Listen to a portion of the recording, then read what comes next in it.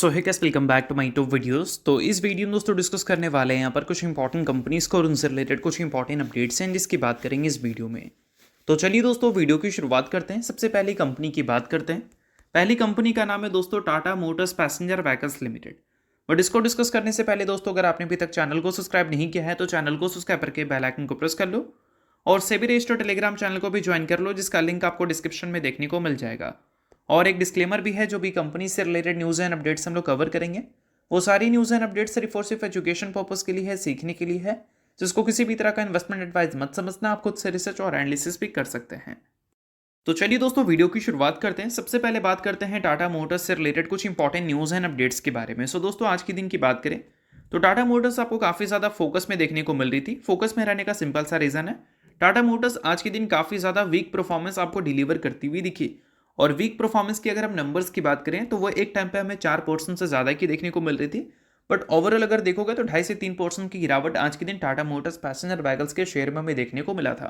तो क्या ऐसी चीज़ें हैं जो कि इस सेल ऑफ को ट्रिगर किया है, तो चलिए उसको समझते हैं। तो वंस अगेन दोस्तों न्यूज़ हमें सुनने को मिल रही है डोनाल्ड ट्रंप की तरफ से।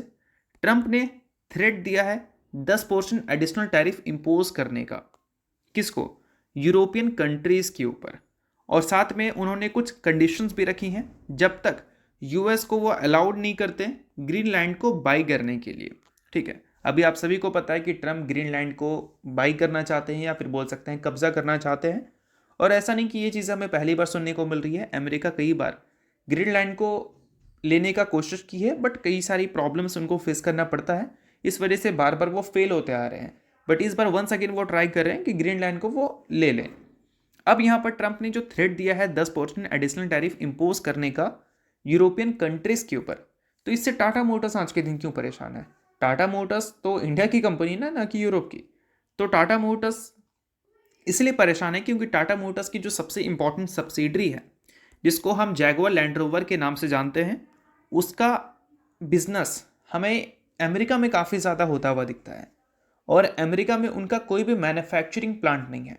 देखो, जब भी टैरिफ लगता है किसी कंट्री के ऊपर तो इसका मतलब क्या है? जब उस कंट्री से कोई प्रोडक्ट बनकर जब दूसरी कंट्री में जाता है तब उसके ऊपर टैरिफ लगता है। और वही प्रोडक्ट मान लो वही कंपनी दूसरी कंट्री में ही मैन्युफैक्चरिंग कर उसी कंट्री को सेल करे या उसी कंट्री में बेचे तो उसके ऊपर वो टैरिफ नहीं लगेंगी। बट अमेरिका में टाटा मोटर्स की जो सब्सिडरी है जैगुआर लैंड रोवर, उसकी कोई भी मैन्युफैक्चरिंग प्लांट नहीं है। इंडिया में है, चाइना में है, रशिया में है, यूरोप में है, ब्राज़ील में है, बट अमेरिका में नहीं है। तो यूरोप से जो भी कार टाटा मोटर्स की subsidiary Jaguar land rover America में बेचेगी तो उस पर 10% की एडिशनल टैरिफ लगेगा, जिस कारण वो कार और भी महंगा हो जाएगा। और इसी वजह से आज के दिन टाटा मोटर्स आपको गिरती हुई दिखी है।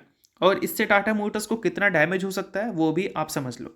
देखो, 2025 के डेटा के हिसाब से यहाँ पर बताया गया है कि नॉर्थ अमेरिका जेएलआर के सेल्स का 1/3 कंट्रीब्यूट किया है। यानी कि 2025 में जितना इन्होंने सेल किया है अपने कार्स को, उसका 1/3 अमेरिका से ही आया है। और 2024 के फाइनेंशियल ईयर का डेटा हमें ये बताता है, जेएलआर ने ही ये डेटा पब्लिश किया था, कि यूएस खुद अकेले 22% ग्लोबल सेल्स को कंट्रोल करता है या फिर बोल सकते हैं कंट्रीब्यूट करता है। तो इस वजह से यूएस एक काफ़ी इंपॉर्टेंट मार्केट है टाटा मोटर्स के लिए। और वहाँ से अगर किसी भी कंट्री के ऊपर टैरिफ लगे जिस कंट्री में टाटा मोटर्स के कार मैन्युफैक्चरिंग होते हैं, तो ऑब्वियस सी बात है कि टाटा मोटर्स को इससे बर्डन होगा ज़्यादा कार बेचने का। और इसी वजह से टाटा मोटर्स आज के दिन आपको वीक परफॉर्मेंस डिलीवर करती हुई दिखी है, क्योंकि ऑलरेडी कंपनी से रिलेटेड सेंटीमेंट नेगेटिव है। और यहाँ पर एक और बुरी खबर अगर हमें सुनने को मिल रही है तो ऑब्वियस सी बात है कि कंपनी इसको अफोर्ड नहीं कर पाएगी। इसी वजह से गिरावट आज के दिन हमें देखने को मिल रही थी। सो अब दोस्तों वीडियो में आगे बढ़ने से पहले बात कर लेते हैं एक सेबी रजिस्टर्ड टेलीग्राम चैनल के बारे में जिसका नाम है ट्रेडर बाजी। अब ये सेबी रजिस्टर्ड रिसर्च एनालिस्ट हैं जिनका रजिस्ट्रेशन नंबर आपको यहाँ पर देखने को मिलता है। और इनको 8 साल से भी ज़्यादा का एक्सपीरियंस है ऑप्शन एंड स्विंग ट्रेडिंग में। साथ में 3000 से भी ज़्यादा लोगों को ऑलरेडी ये ट्रेन कर चुके हैं। तो इनके टेलीग्राम चैनल का जो लिंक है वो आपको डिस्क्रिप्शन में देखने को मिल जाएगा। लिंक के थ्रू जाकर जरूर इस चैनल को आप ज्वाइन कर लेना। ज्वाइन करने का सबसे बड़ा प्लस पॉइंट ये है कि काफ़ी सारी कंपनी के टेक्निकल्स को प्रॉपर एनालिसिस कर यहाँ अपडेट किया जाता है, जो कि अभी आपको यूट्यूब पे तो देखने को नहीं मिलता।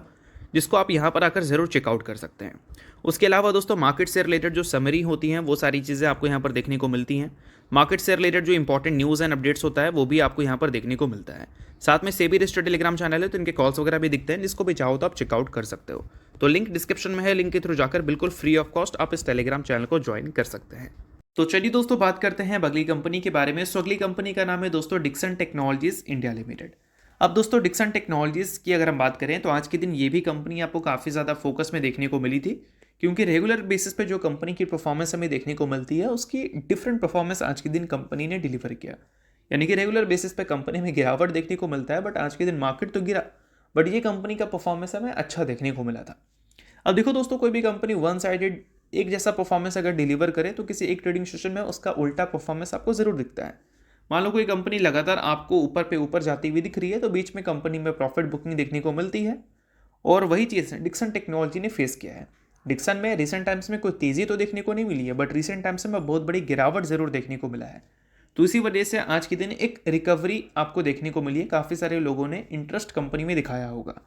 बट एक अच्छी बात है डिक्सन टेक्नोलॉजीज़ की कि अभी रिसेंट टाइम्स में जो गिरावट हुई है वो सिर्फ डिक्सन टेक्नोलॉजीज़ में देखने को नहीं मिला है। जितने भी ईएमएस कंपनी है, मैक्सिमम ईएमएस कंपनी अभी के टाइम पे आपको गिरती हुई दिखी है। गिरावट का नंबर अप टू 53% दिखेगा, यानी कि मैक्सिमम 53% हुई है। कुछ कंपनी में कम तो कुछ कंपनी में ज़्यादा। डिक्सन में 40% तक का हुआ है, और बाकी कंपनीज के भी गिरावट का नंबर आप देख सकते हो। काइनेस टेक्नोलॉजी की बात करें तो वो सबसे ज़्यादा गिरी है, 52 वीक हाई से 53% नीचे है। इपैक्ट ड्यूरेबल की बात करें तो वो 50% नीचे है। पीजी इलेक्ट्रोप्लास्ट 42% नीचे है, और डिक्सन टेक्नोलॉजी भी 42% नीचे है। एम्बर और सिरमा 22% नीचे आपको देखने को मिल रही है। अब एक अच्छी बात है कि अगर पूरा सेक्टर ही अगर गिर रहा है तो किसी एक कंपनी को हम ब्लेम नहीं कर सकते। जितनी भी कंपनीज उस सेक्टर में काम कर रही है सभी को आप क्रिटिसाइज कर सकते हो कि वो सेक्टर का ही प्रॉब्लम है, किसी एक कंपनी का प्रॉब्लम नहीं है, ठीक है। और एक अच्छी बात है कि अभी के टाइम पे डिक्सन टेक्नोलॉजीज जो गिरावट दिखाई है, उस गिरावट की वजह से पिछले 5 साल के लोवेस्ट पी पे ये कंपनी दिख रही है। यानी कि पिछले 5 साल के lowest price to earning multiples पे आपको ये कंपनी दिख रही है। Price to earning multiples basically valuation होता है, और किसी भी कंपनी में जब आप इन्वेस्टमेंट करते हो, चाहे वो कंपनी अच्छी हो या ख़राब हो, आपको उस कंपनी से रिटर्न्स और अच्छे रिटर्न्स कब मिलते हैं? जब आप उस कंपनी को अच्छे वैल्यूएशन पे लेते हो। अब जिसने भी इस कंपनी में फोमो बाइंग किया होगा, मान लो जिसने 200 की पी पे कंपनी को ख़रीदा होगा, उसको तो अच्छा खासा नुकसान फेस करना पड़ा होगा अभी के टाइम पे। तो इस वजह से बोला जाता है कि फोमो बाइंग अवॉइड करना चाहिए। अभी सिल्वर में जो वन साइडेड तेज़ी देखने को मिल रही है, तो वहाँ पर कई सारे लोग फोमो क्रिएट कर रहे हैं, फोमो बाइंग कर रहे हैं, तो उस केस में फ्यूचर में हो सकता है कि उनको नुकसान फेस करना पड़े। और वही डिक्सन टेक्नोलॉजीज़ में अभी रिसेंट टाइम्स में कई सारे लोगों को फेस करना पड़ा है। डिक्सन टेक्नोलॉजी ख़राब कंपनी नहीं है, बट अगर आपने 30-40% का लॉस इस कंपनी में फेस किया है तो इसका मतलब ये है कि आपने ख़राब समय में कंपनी में इन्वेस्टमेंट किया है, हायर वैल्यूएशन पे कंपनी को आपने चुना है। और अभी के टाइम पे डिक्सन टेक्नोलॉजी 200 की पी से लुढ़क कर 50 के पी के आसपास आपको आती हुई दिख चुकी है।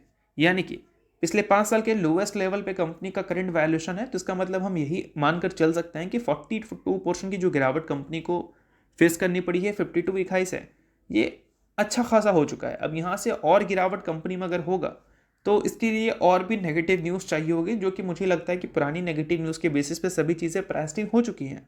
अगर अब गिरावट और होना है तो डिक्सन के मुंह से भी कुछ सुनना पड़ेगा हमें, और डिक्सन के मुंह से अगर नेगेटिव कमेंट्री हम सुन ले तो हो सकता है कि गिरावट आपको आगे भी रिपीट होती हुई दिखे।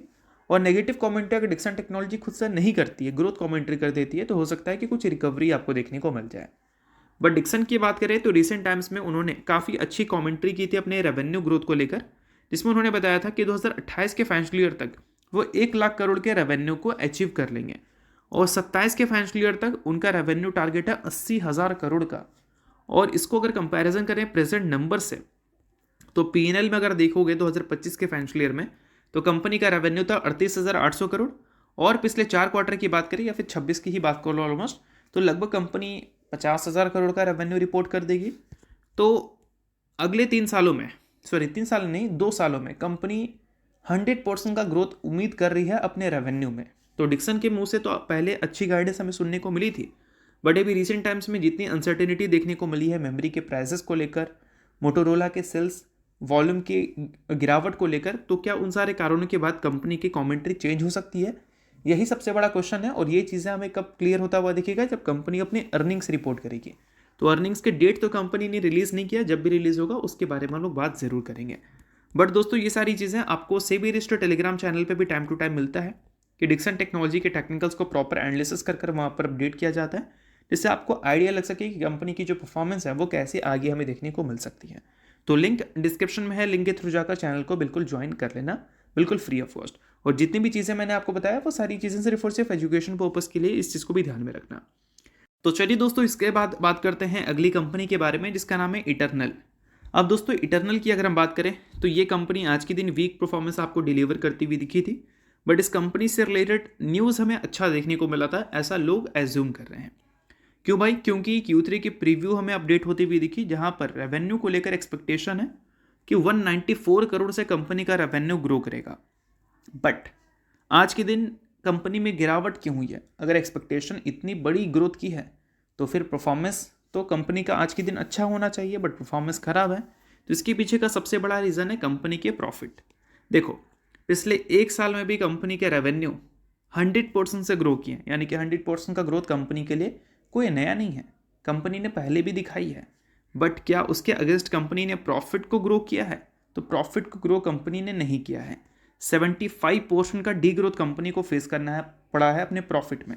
और देखो कोई भी स्टार्टअप स्टार्टिंग में तो कैश बर्न करती है, इस वजह से वो लॉस में रहती है, अपने आप को एक्सपैंड करना चाहती है, इस वजह से लगातार वो कैश बर्न करती है। प्रॉफिट का ना सोचकर वो रेवेन्यू को बढ़ाने का सोचती है, ठीक है। और मार्केट को लॉस देखने का आदत हो जाता है, फिर जब वो लॉस से प्रॉफिट में आती है तो फिर उसके बाद मार्केट क्या एज्यूम करती है कि प्रॉफिट अब यहाँ से कंपनी का बढ़े। बट अगर वापस से कंपनी प्रॉफिट से लॉस में चले जाए तो वो चीज़ मार्केट को पसंद नहीं आएगा, और वही चीज़ इटरनल फेस की है। पहले तो इसका लॉस आपको देखने को मिलता था, जो कि आप क्लियर कट देख सकते हो। उसके बाद इटरनल ने प्रॉफिट किया, उस टाइम परफॉर्मेंस भी काफ़ी अच्छा था मार्केट में इसका। 2 करोड़ प्रॉफिट 36 करोड़ हुआ, 138 करोड़ हुआ, 175 करोड़ हुआ, 250 करोड़ हुआ। उसके बाद भी देखोगे तो प्रॉफिट्स कंपनी के आ रहे थे, बट प्रॉफिट में पहले जैसी तेज़ी नहीं, प्रॉफिट में हमें डिक्लाइन देखने को मिल रहा था। और अभी रिसेंट में जो कंपनी ने नंबर्स रिपोर्ट किया है वो नंबर्स ऐसे हैं कि हो सकता है कि आने वाले क्वार्टर्स में कंपनी का रेवेन्यू तो ग्रो कर जाए, बट कंपनी को प्रॉफिट ग्रो करने में प्रॉब्लम हो और कंपनी के प्रॉफिट लॉस में भी जा सकता है। और इसी कंसर्न की वजह से इटरनल की Q3 की प्रीव्यू 194% ग्रोथ की है कंपनी के रेवेन्यू में, बट फिर भी इटरनल की परफॉर्मेंस आज के दिन वीक देखने को मिली है, क्योंकि कैश बर्न कंपनी इतना ज़्यादा कर रही है कि कंपनी प्रॉफिट मेंटेन नहीं कर पा रही है। और साथ में जो क्विक कॉमर्स के मार्केट की बात करें उसमें एक स्लोडाउन की एक्सपेक्टेशन है, तो इन्हीं सारी चीज़ों की वजह से अभी थोड़े से कंसर्न है लोग, और इटरनल में पिटाई आपको देखने को मिल रही है। तो चलिए इसके अलावा बात करते हैं अगली कंपनी के बारे में, जिसका नाम है एंजल वन। रिसेंटली दोस्तों एंजल वन ने डिसाइड किया था कि हम Q3 के अर्निंग्स के साथ स्प्लिट और डिविडेंड दोनों देंगे, और स्प्लिट की अनाउंसमेंट कंपनी ने कर दिया है 1:10 के रेशियो में। और डिविडेंड की बात करें तो 30 रुपये पर इक्विटी शेयर के हिसाब से कंपनी ने देने का फैसला किया है। सो अगर आप एंजल वन के शेयर होल्डर हैं तो बेशक इस न्यूज़ को आप नोट कर सकते हैं, शेयर होल्डर नहीं आप इग्नोर कर सकते हैं। न्यूज़ थी इस वजह से मैंने बता दिया, बाकी ये किसी भी तरह का रिकमेंडेशन नहीं है। तो होप करता हूँ ये वीडियो आपको अच्छा लगा, लाइक कीजिए, पहली बार सब्सक्राइब कीजिए। दिन के लिए बहुत बहुत शुक्रिया।